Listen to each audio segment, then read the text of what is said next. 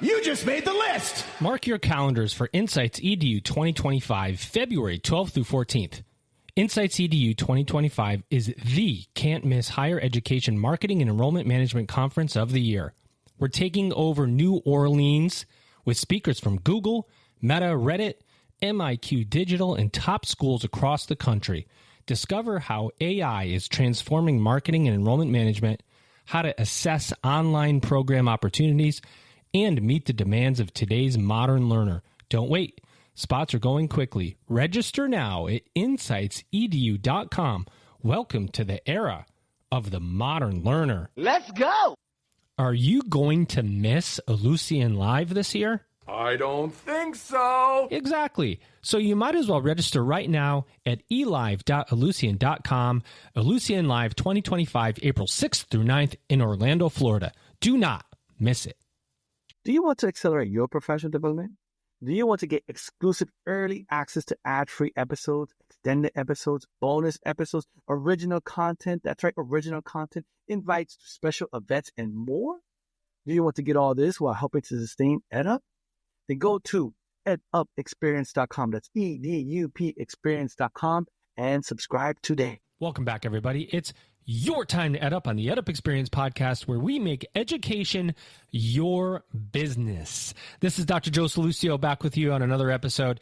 And I got to tell you guys, I am currently writing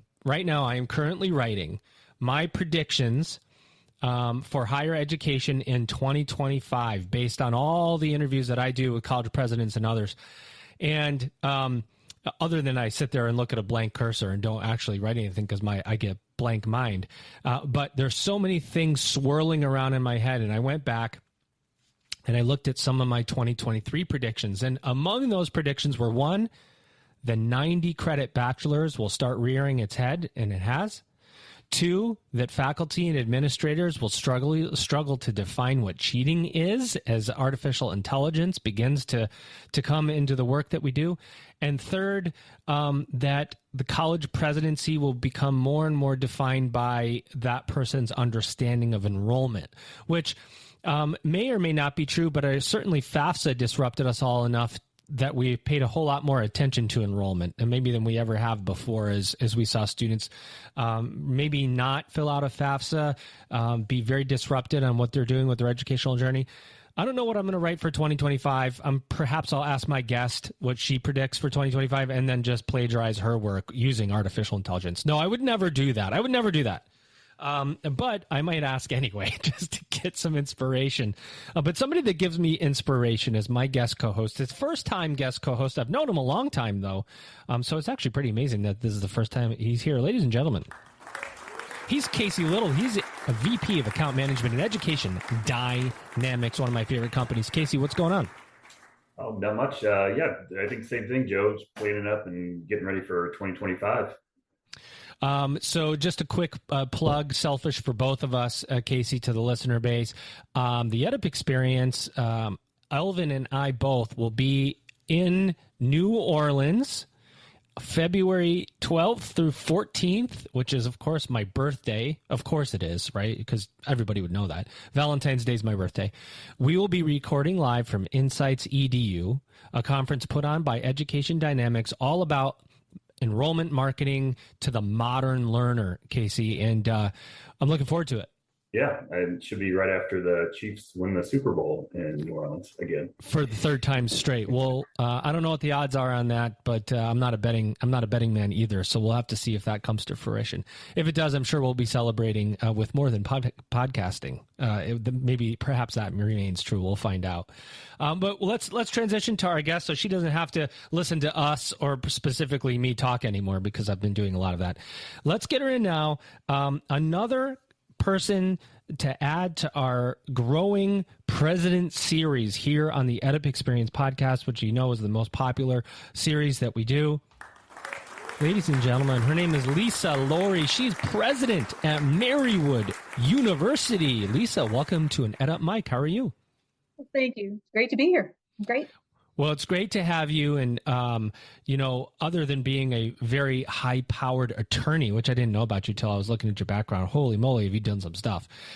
You're leading an institution, Marywood University. So level set for the audience. Let's just assume there's somebody out there that has not heard of Marywood. Where are you? What do you do? And how do you do it? Yeah, so we are located in Scranton, Pennsylvania. We are just under 3,000 students. We've been here since 1915, founded by the Sister Servants of the Immaculate Heart of Mary, which is a sister congregation here in Scranton. I've been in this role since July 1st of this year, and it's been great. Okay, so many questions. So there's a Scranton gentleman named Jerry McNamara that works at Syracuse University that helped Syracuse win the 2003 national championship. I know this because I'm from Syracuse, and Syracuse, the upstate New York, Scranton, Pennsylvania. There's so many similarities. Weather, the fall season, really students coming from blue collar families looking to elevate themselves. Talk about the Scranton area and the mix of your student body, online, on ground. Talk about that a little bit. Sure. So I was born and raised in northeastern Pennsylvania. I was born and raised in a little town called Pittston, which is about 25 minutes south of Scranton, where Marywood is. As you said earlier, I've been a lawyer for 25 years in Philadelphia. So I've spent more time in Philadelphia than I have in northeastern PA. But I love Scranton. I'm so happy to be back here. We are a mix of a lot. So I'll talk about Scranton. It's a lot of blue collar, but there's a lot of white collar too. We're known for great Italian food. And there's a little town called Old Forge, which is maybe 10 minutes from Scranton, that has a very unique pizza. And it is my favorite. It is my absolute favorite. So what's so unique about the pizza, by the way? All right. So what's unique about the pizza is it's square. And I don't know if you've ever had Sicilian pizza, which is square too. Yep. But it's different from Sicilian pizza because I think it depends where you get it, but sometimes they use American cheese or Cooper cheese or just a different kind of cheese and some sauce. Very simple, but the crust is lighter. It's square, it's light, and it's just really good and it's really unique. And nobody else has it in the world. Lisa, what are the best toppings? So what are the toppings on that pizza? I'm a pizza guy myself. Yeah, so I'm a vegetarian, but if you're a meat eater, sausage. Yeah. They do it with pepperoni, mushrooms, peppers, and then they also have. So here's another pizza that they're famous for. They do a double crust white pizza. So it's square, but it's stuffed with a lot of cheese. It's really fattening, but it's really good. Well, let's start the insanity. I love it. Yeah. Obviously, before I pass it to you, Casey, July 1st, you're an attorney for 25 years. If you look at your background, you're everywhere. You're doing lots of different types of law. You're involved in organizations and such. And naturally, you thought, you woke up one day and you just said, you know what, I think I'm going to go be a college president, right? Because that's a natural progression to what you were doing. How does this happen for you? So during my 25-year legal career, my specialty was commercial litigation, representing businesses and business disputes. I was the board chair at Marywood since 2016. I was on the board since 2014. So I did play a pretty big role here to begin with before I became the president. But in my legal practice, I was also representing a lot of universities, a lot of healthcare institutions. I was also serving as outside general counsel for LaSalle University. I was also the co-founder of my law firm's higher education practice group. So it was a natural evolution from being a commercial litigator to then doing a lot of work with higher education and healthcare, and then transitioning into this role from the board chair role as well. Really interesting. Go ahead, Casey. Yeah, Lisa, just so knowing, obviously, just starting in July 1, coming in, were there a couple things that you knew that you were going to need to focus on the next year, 2 years? or was it just I'm going to jump in, learn what I can, and then kind of create kind of what those focus areas are, now moving forward? Yeah. So the prior president did a lot of the groundwork, and I was the board chair, and I was working with her. And about 3 years ago, we projected out, knowing that this enrollment cliff was going to be coming, and we projected out to figure out what were things going to look like when this hit. So we started shoring up resources. We had some voluntary retirements that we undertook. So we just started preparing for the worst. So I did come in knowing the work. I did have an advantage because I knew the work that we did, and I knew where we had to go because I knew there was still a lot of work to do. One of the things we're focused on, you said it earlier, I mean, I think this is going to be all about enrollment. And we're seeing across the board, right, enrollments are going down because it's a supply-demand issue. The supply is going down. But I'm a firm believer the bodies are there. We just have to find them. The higher ed landscape is just way more competitive now than it used to be, and we have to compete. So what we're doing when we're doing these projections, we had to figure out where we also had to reinvest to become more competitive. Do you come off the board? I'm just fascinated. Does someone say to elbow you in the arm and say, Lisa, maybe you should go be the president? Or did you look at this and go, you know what, I'm going to be the president? Because were you thinking about it, or did somebody have to turn that on for you that it's possible? So I had a really great law practice. In all humility, my practice was thriving. It was very, very solid. But when the prior president announced her retirement, obviously I was one of the first people she told. And I did tell the board. I had been approached by some board members who said, hey, have you ever thought about this? And I was saying to myself, because I know all the work that we had done in the past, and I knew the work that had to be done. So it was almost serendipity that I was approached by people, and I was thinking at the same time, I think I want to do this. I know I could do it. I want to do it. So it was a little bit of both. Wow. Go ahead, Casey. Yeah, Lisa, you mentioned the competitiveness, which in my position we see it every day, and it is getting more and more competitive. I noticed one of the things, just kind of going through your website, pricing discounts or tuition discounts, right? And I know this is a hot topic among many institutions that we talk to. Is price discounting, scholarships. Kind of what's the right approach to kind of level setting with potential students to get the right cost in front of them. So maybe was there any I guess what was your approach to your university's approach to your tuition placement? Yeah, it's a great question. Yeah. And I think there's no cookie cutter formula for it, because we could get all the students in the world. We could double enrollment right now if we cut our price, right? If we give it away.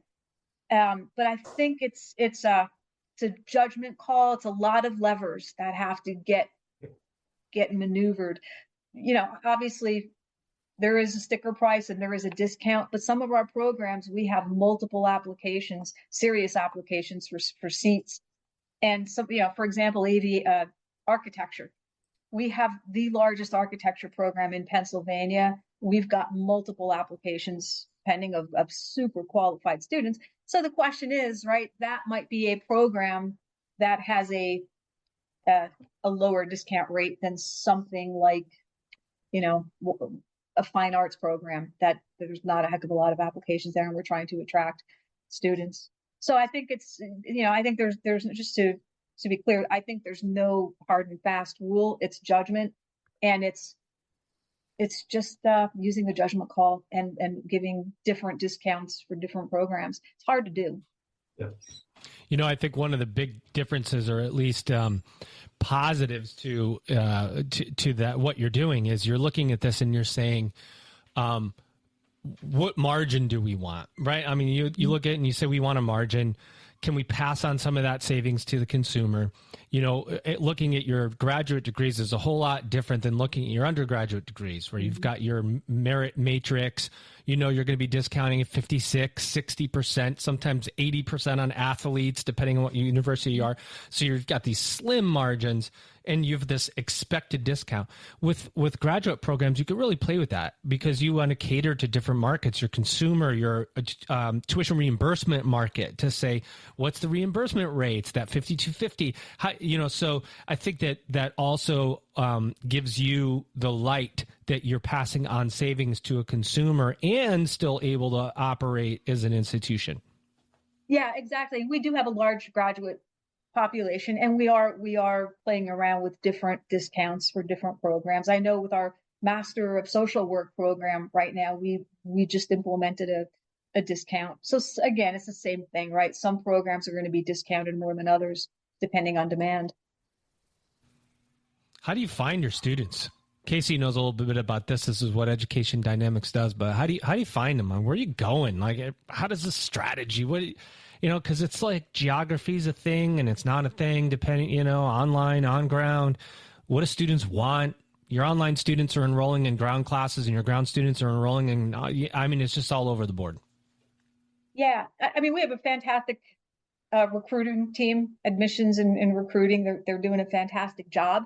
And we are finding students all over the world for some of our key programs like architecture, and we even have an aviation management program where we train. We offer in the region the only bachelor's program for commercial or private pilots and airport or airline management. But anyway, we have students from as far away as California, the Caribbean, and international.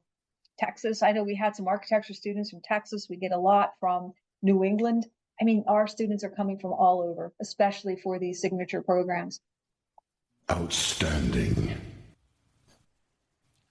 Go ahead, Casey. You don't need to wait. You just go for it. No, I think one of the things, Lisa, that you mentioned is so appropriate, not only from the kind of the cost standpoint and thinking about it by programs, but then kind of the value by programs too, and where you are recruiting from. Whenever you mentioned that you do have international students, was that done in reason? Was that done saying we have this excellent aviation program or architecture program, we should start to look to offer this or recruit internationally, or did that happen organically? Historically, Marywood always had a very strong international population. Right around COVID, it declined. And, so it's starting to come back. It's coming back quite a bit. I think there's still an unknown of what's going to happen with the political landscape now. So we're going to wait and see. But one of the things we started over the last couple of years is reaching these students virtually. So I think one of your earlier questions had to do with online versus in person. Most of our undergraduate programs are in person. Our graduate programs are, I think, primarily or in large part online. But one of the things we're doing with some of our business programs is we have virtual programs, a virtual MBA, and we are reaching into China. We have a program in Egypt. And most recently, just last month, we signed a new program for Colombia, South America.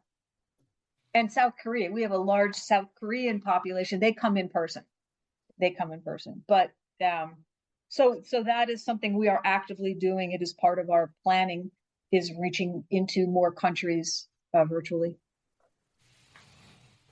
Lisa, you are also, to be a first-time president after 25 years being an attorney, you're also the first lay president at the university after how many 100 years or however many years that it's been. Yes. And that is a very unique proposition for universities, particularly religiously affiliated universities, when they bring in somebody who isn't, a sister or whatever. What is that like? Is it not a thing? Are is there differences of perceptions or the way people are reacting to you? Because it's a cultural change after decades and decades. What's the experience been like? So far it's been great, but I'll be completely candid with you and tell you, I always said, and when I applied for this job, I knew I was that whoever was going to be filling this role would be a layperson. There were 120 some applications for this position. I understand there were a large number of sitting presidents, but I knew whoever was coming in was going to be the first lay president. And I think they were going to be under a microscope. Yeah. They were going to be under a microscope. And, so I knew it was going to be an added challenge, but I don't see it as a challenge because I am very well acquainted with the IHM congregation. They're a fabulous, very progressive group of sisters with a mission and core values that I completely subscribe to. I am an associate of that congregation, which means I'm an affiliate. I'm deeply connected to them as a lay person. So I believe in what they're doing. I believe in not only Marywood's mission, but their mission as well. So it's been, I think, from their perspective, I hope, and I've been hearing that they have that they approve of the job I'm doing so far in this short 4.5 months. But I do know them I'm not a stranger to them, and I think that helps a lot. Lisa, so obviously the very long legal background, and then as you've mentioned, you've had connection to the university for some time, but what are some of the things maybe from your legal background that have helped you or positioned you well, or kind of the past learnings or skills that have been beneficial in your first 6 months on the job? I think the most valuable skill that I bring as a former lawyer, although I do still currently have my license, it is active, but I'm not practicing, is the ability to listen.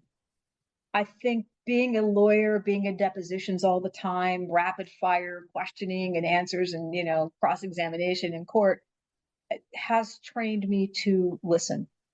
Now listen up. And the follow-up to that might be when you're a board chair, you're, for all intents and purposes, even if you have incredible communication with your president, you're insulated, I should say, from some of the grind that exists at that presidential level and down, right? Faculty, staff, some of the interworkings in committees, right? You're seeing it at a much higher level. What surprised you so far where you got in there and go, you know what? That is just not what I expected, positively, or maybe less than positive, where you just go, whoa, this is a little bit different than I thought it would be. Attention, higher ed leaders. Are you ready to transform your marketing and enrollment strategy? Don't miss Insights EDU, February 12th through 14th in New Orleans, the premier conference for higher education marketing and enrollment management. Spots are filling fast. Register now at insightsedu.com. Welcome to the era of the modern learner. Let's go! At Lucian Live 2025, we're going to explore the magic of innovation. We want to imagine, believe, and achieve. It's happening April 6th through 9th, 2025 in Orlando, Florida, and we're going to explore technology, modernization, and artificial intelligence. Explore the latest technology solutions, discover industry insights, and make valuable connections as a global community. It's time to register for Ellucian Live 2025 at elive.ellucian.com. Do you want to get exclusive early access to ad-free episodes, extended episodes, bonus episodes, original content, invites to special events, and more? Do you want to accelerate your professional development? Do you want to get all this while helping to sustain EdUp? Then go to edupexperience.com. That's EDUP experience.com and become a subscriber today. So I was board chair, like I said, since 2016 and then I stepped down in January of 2024 to become a candidate. So I had a very good relationship with the former president, and she involved me in a lot. We were constantly communicating, but I'll tell you, the biggest surprise was I used to email her or I'd text her or I'd call her. And I'd say, she's not calling me back. She's not emailing me back. Where is she? Where is she? I totally get it now. And I apologized to her. Actually, a couple of weeks ago, I said, I get it. I am so sorry because I understand now that it just wasn't possible. Because you're just getting hit from all sides at all times. Gosh. Yeah, hundreds. I mean, you should see my emails. Yeah. Is that Is that intensity more than you thought at first? Is it because, look, as a college president, you've got donors, you've got current students, you have the future students, you've got dorms and facilities, you've got, auxiliary services, you have funding and financial modeling. There are so many different types of stakeholders, faculty coming at you from different angles. Was there an intensity feeling that you got in there and went, whoa? Yeah, my legal practice was very intense, especially if I was on trial. But this is very intense. In some ways, it's more intense because at least with my law practice, I'd have you're not in court on weekends. You're still working, but it's at your own pace. Here, this job is 24/7, and it's very fast paced. And I'll tell you, it was a surprise, but I love it. I love it because as a lawyer, a corporate lawyer, I am very fast paced. So it's a pace I'm used to. And I think sometimes what surprises me is, higher ed has the reputation of being very committee driven. They're very slow to change, slow to do things. But I am really happily surprised at how fast paced my team is. The community, they have just really, I am just really pleasantly surprised. Epic. That could be a testament to the former president, because that is not all colleges and universities. Right. That I can guarantee you. Go ahead, I know. Casey. I'm sorry. Yeah, no, I just say that is going to make a comment similar to Joe's. I think, past leadership, setting that kind of that tone, that expectation of, and being a, somewhat smaller university, that ability is key for this long-term success of the university. So that's awesome. Yeah. What's the future look like, Lisa? Talk to us about, you get in there, you're the new president, Marywood University is going to be X, Y, or Z. Is there a strategic plan that you're following, or strategic pathway, as one president said to me, because strategic plans create dust.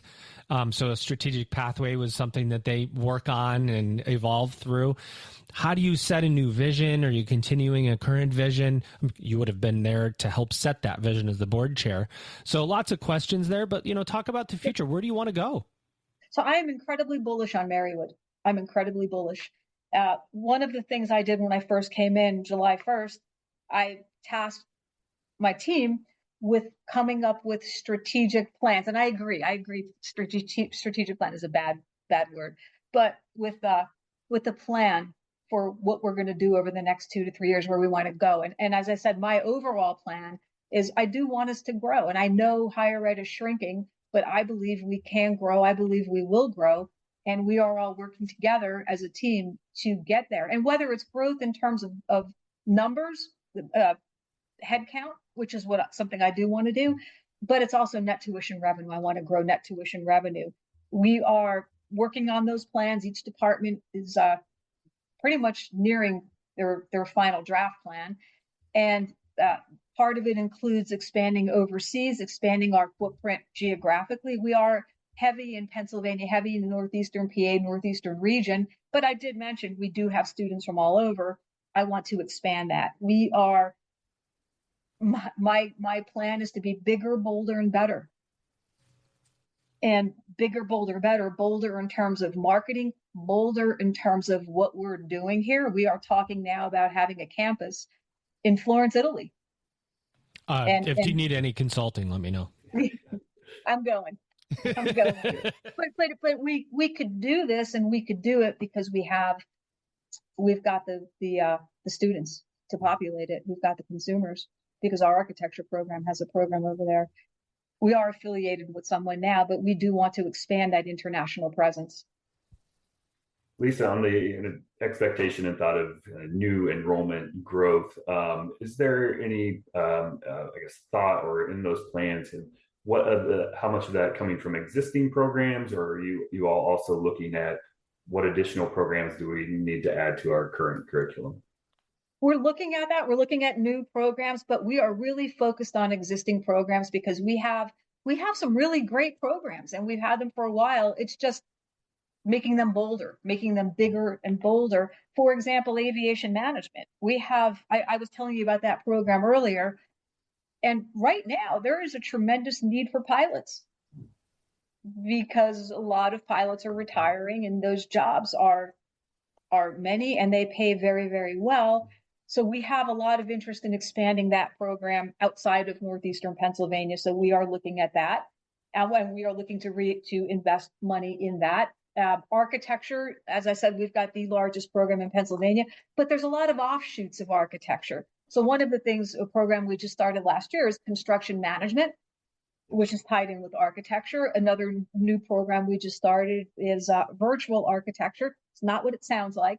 It's not online architecture, but it's training students to create and design environments for the metaverse, like for films or for virtual reality, creating those things. We have phenomenal multi-com studios.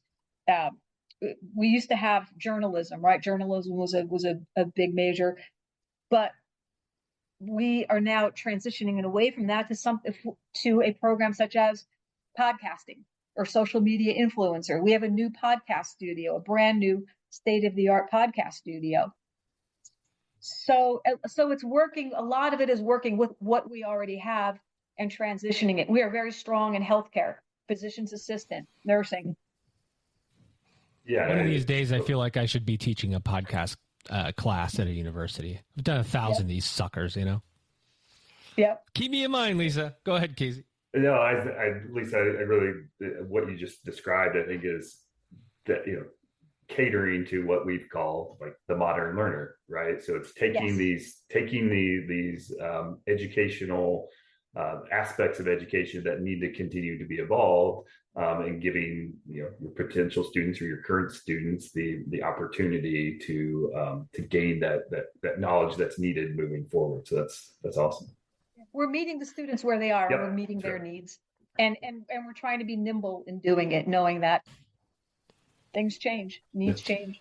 When you, Lisa, one of the, I like what you're talking about, and I would imagine that as a attorney, you're also probably pretty competitive, like you want to win, and I think that's really helpful in higher education. We're very collegial, but the market's competitive. I mean, look, you got to want to recruit the student. And you have to have an awareness about you that you have to go and find them. The student just doesn't line up at the door like they used to. And, if you build it, they will come. That's not true anymore. The students, they move off your website with just a click if they don't find what they need. There's so many variables. When you come in and you think bigger, bolder, better, growth means marketing. Right. And investing in marketing. And a lot of times you have to pull from one area to fund another. And when you pull from this area, somebody gets upset that you took their something, and, that can happen too. How do you justify, how do you put into place, an extension of your message? Where do you want to go? How you want to get there? What types of marketing are you looking at to access today's learner? Because I know I can hear it in your voice, how important marketing is to the messaging of the university. I think marketing is critical. We just hired a new marketing agency that we're working with. They're very progressive. And one of the things we looked at was our marketing plan, right? We looked at where we spent our money last year and years before, and where we're going to spend it in the future. And I'll tell you, we are making a big investment in digital marketing. We're moving away. We still have billboards, but a lot less. And, one of the issues I always had with the board of trustees when I was the chair was they'd always say, I opened up the newspaper in northeastern Pennsylvania and I don't see Marywood. I see all these other schools. So years ago, the university started advertising. But in reality, when you look at the data, that is not where the students are. It was just money burned. So part of my job now is to let our board know that look, don't expect to see many ads for Marywood because it's just not a good use of money. Tell them like it is. For newspaper ads. Yeah, but digital. We are heavily on the digital side. Casey, I know you have something to say about that. No, well, I think, Lisa, the example that you just gave, I've heard a lot over the years of, and I think a lot of it is, there's the audience, right? That the board of directors, the faculty, that's not your audience, right? That's Right. not who you're trying to recruit as students. And so what you're doing, moving into a digital space and trying to find those audiences that align with those programs. And it sounds like that, based on some of the programs that that you made changes to, updates to, enhancements to, marketing those areas to those right audiences, those potential students, that's going to be where the success is. Yeah, we have a lot of paid social media, paid digital, and we even do internal social media early during my honeymoon phase during the summer. I was doing TikTok videos almost weekly, sometimes twice a week. I don't do that anymore. I just don't have time. We'll put those links in the show notes, Lisa. No, we won't do that. Well, I always thought one of the areas where schools just could improve the marketing was with students who are graduating, who go and get a job, and what company are they working for, and can we give that company a 20% discount, a flat rate, whatever it might be, discount for any student that comes from X company at this rate, right? And if you, student, get your bachelor's degree at Marywood as an example, and you open up this opportunity with your new company, you get your master's degree at 50% off or for free. I mean, right? So that's great. That's a great point. And that is what you asked about my vision and part of this strategic planning that we're doing. One of the things we're doing is partnering with business, with industry, with government to not only come up with a plan to train their employees, but also to reciprocate and have them take our students in as interns or provide jobs or even mentoring. And we're working with one of our alums, and he's actually a board member as well. And he is the president of Daytona International Speedway. He has a really, really cool job. And we're working with him for internships and a bunch of things. Yes, every member of the audience comes to Marywood University, right? Like that's yeah. And I think, Lisa, like that just feeds back into the marketing too, right? You have these relationships with these corporations, these Daytona International Speedway. You have these relationships, and that just can feed back into who you are as a university, and here are the outcomes that you can expect. Yeah, and we are an economic engine for the community, and I want us to continue doing that and be even bigger, bolder, and better on that. We provide jobs for over 600 people in northeastern Pennsylvania. So Marywood's pretty important here. Most people, when they hear BBB, think of the Better Business Bureau, but in Marywood, it's bigger, bolder, and better. I like that, the Triple B framework. And, I will tell you, you'll appreciate this too, Lisa. And Casey, I know you know a little bit about this, but as somebody who oversaw marketing at every university that I've ever worked for, nearly 25 years of higher education, I always had a little slice off of my marketing budget that was called board marketing. And it was only in service to the board. It had no ROI. It was when some board member and driving down the street going, why isn't this billboard say this university? And I go, well, I'm going to put up a billboard there. And it was just to pay the piper. That's what you're laughing, Lisa, but I know it's true. It happens. It's true. But I'm gonna work with them to see it the other way. There you go. So we can reinvest that slice into our digital marketing. Yeah. For all the listeners out there, it is the truth. It was this one newspaper, this one publication where somebody said something, some board member, and you have to just kind of, pay the bills, so to speak. But that framework that you're talking about is a cultural change. Yeah. So many board members grew up and, many board members, not all, but many are more seasoned professionals. Maybe they're business owners. They've been in the local areas. They know billboards and newspapers and magazines and, cable news. And now we're in the land of artificial intelligence, Lisa, and not just from our students cheating, right? Because that's the easy thing. It's how do we embed AI in our curriculum so students can use it while they're in their program, because they're certainly going to have to use it when they get out of the program, but also to drive operational efficiency. How do we improve our operations with technology?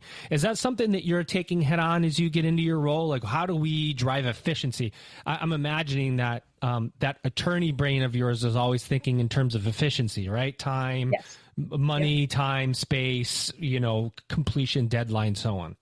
Yeah, no, you're spot on. And it is something that is part of my vision, part of the task, part of the strategic planning is embedding and using AI regularly in every aspect, not only in the classroom. I think, people say, oh, AI is the future. And I say, no, it isn't. AI is the now. And Let's go. Yeah, it's the now, and we are working with our faculty on it and our operations. The other thing we're doing is a lot of virtual reality. I remember a couple of years ago, I got one of those headsets, an Oculus, Christmas, and I love it. And I always thought, this is before I was on the board, but I clearly wasn't the president. But I said, wow, this is great to use this in the classroom, and we're doing it now. We've got classes that are using virtual reality as part of a teaching tool.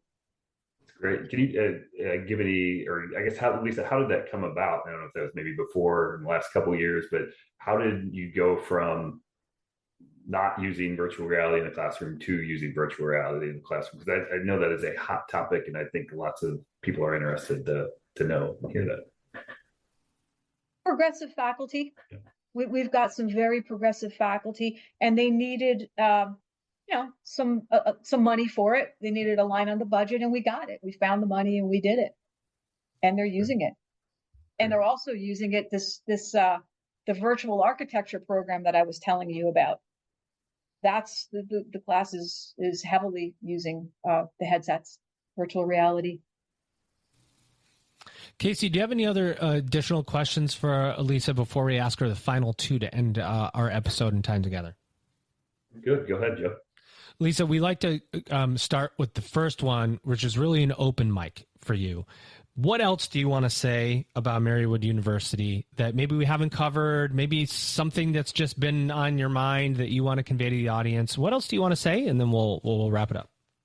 I'm super excited about Marywood. We're a smaller college, like I said, just under 3,000 students in a gorgeous setting in northeastern Pennsylvania. We've got the mountains. I wish you could have been here a couple of weeks ago at the peak of our fall foliage. It was just absolutely gorgeous. We've got a safe campus, and I love the fact that we are no longer the best kept secret. For so many years before, the joke about Marywood was always we're the best kept secret. And I said, we are not going to be want the world to know who we are and what we're doing here. And I think that word is getting out, and I'm just really proud of how progressive we are and inclusive. We are a Catholic institution, but I always say we're the big letter C, but we're also the small letter C for Catholic, which is all inclusive. We welcome students, and we cherish students from all backgrounds, all religions, all faiths, everybody. It's access is important, right? I mean, it's a big burning thing right now, is how accessible can we make higher ed? And what's great is when students come here, I've been to a couple open houses so far, and I've been to orientation. And when people come here, what really strikes me, I'm so proud of this, they come here and they say, wow. Just wow. Wow. The facilities, just the experience. Yep. Fantastic. We've got gorgeous facilities. The campus is beautiful, and there's just a ton of energy on campus. A ton of energy. Well, you've seen Marywood evolve as board chair 2016, now as university president. Tell us what you see for the future of the industry of higher education. I'm pretty bullish on the industry as a whole. I think we're going to see more closures. We're going to see more mergers as time goes by. As I said earlier, Marywood did this financial planning years ago. So I like to think we are far ahead of the curve, because I know a lot of institutions didn't do it. But we were bold back then too, and we did it. But I think as other institutions close or merge, I think it's a fantastic opportunity for other schools. Yeah, So that's right. I'm bullish on it. Look, higher ed's not going away. It's not going away. It's going to be here. It's going to change. I definitely think it's going to change. What do you think about this, Casey? What do you think about your first interview here at the EdUp Experience and sitting in the co-host chair and learning from Lisa? I loved it. Yeah. I mean, I was a little bit nervous, right? But no, Lisa, you were great. Fantastic. I really appreciate the conversation. Appreciate, getting the opportunity to meet you and chat with you. And Joe, thank you for the opportunity as well. It's fantastic. Of course. And Lisa, what do you think here at I can't even say the name of my own podcast, here at the EdUp Experience? We want to give you an opportunity to kind of stretch your legs. You haven't been in the role that long, but you do have experience in higher ed, and now it's just a question of execution. But, how did you feel about the podcast, and what do you think? It was a blast. I had a great time. You guys asked really good questions. Yeah, I ask really good questions. Casey's I gave you all yours questions, Yeah, I think. yeah. That's all right. I'll take all the credit. No, that's okay. Casey, you do a great job. And Lisa, we wish you the best of luck as you catalyze. I think that's a really good word, in my opinion, for what you're going to do, is really catalyze the foundation that's been built at Marywood toward the future with your expertise. And I bet a very voracious competitive spirit. You're kind of putting off a lot of competitive energy, which I think, look, our competition in higher ed is not just the university down the road. It is the messaging that higher ed doesn't have value and the lack of trust in the public. And we have to overcome both of those things. It's a tough job you're in, but I'm glad you're there. It is. It's challenging, but as you said, I'm competitive and I love challenges, and I'm very optimistic about where we're going. Well, my co-host, Casey Little, he's the VP of Account Management, Education Dynamics. Remember, Insights EDU 2025, February 12th through 14, New Orleans. I'll be podcasting live, and we'll talk about the modern learner and how to recruit them. And of course, many of those modern learners will be going to where our guest is. She's the president at Marywood University. She's Lisa Laurie, and she's doing big, bold, and better things. How do you like that little tie-in, Lisa? Love it. Love it. Thank you. Ladies and gentlemen, you've just EdUp'd. Now listen up. Insights EDU 2025 is almost here. Join us February 12th through 14th in New Orleans for the most anticipated higher education marketing and enrollment management event of the year. I like that. Imagine 3 action-packed days filled with game-changing insights, real-world case studies, and a hands-on workshop designed to transform your marketing strategy and boost your program enrollment. Learn from speakers at Google, Meta, Reddit, MIQ Digital, and top schools across the nation. Network with industry leaders, exchange ideas, and discover the tools to drive real results. This is your opportunity to stay ahead of the competition and meet the demands of today's modern learners. Don't wait. Spots are filling fast. Mark your calendar, rally your team, and head to insightsedu.com to register now. The era of the modern learner is here, and you need to be part of it. We'll see you in New Orleans. Ellucian Live is taking place April 6th through 9th, 2025 in Orlando, Florida. You just made the list. Get ready for an unforgettable experience at Ellucian Live 2025. Join visionary leaders from institutions worldwide as we dive into groundbreaking ideas, cutting-edge solutions, and transformative best practices that will ignite your passion for innovation. This is your chance to connect, collaborate, and propel your institution into the future. Do not miss out. Let's go. Do you want to get invites to special events? Do you want to get exclusive early access to ad-free episodes, extended episodes, bonus episodes, behind-the-scenes episodes, and original content? Do you want to accelerate your professional development? Then go to edupexperience.com. That's EDUP experience.com and become a subscriber today.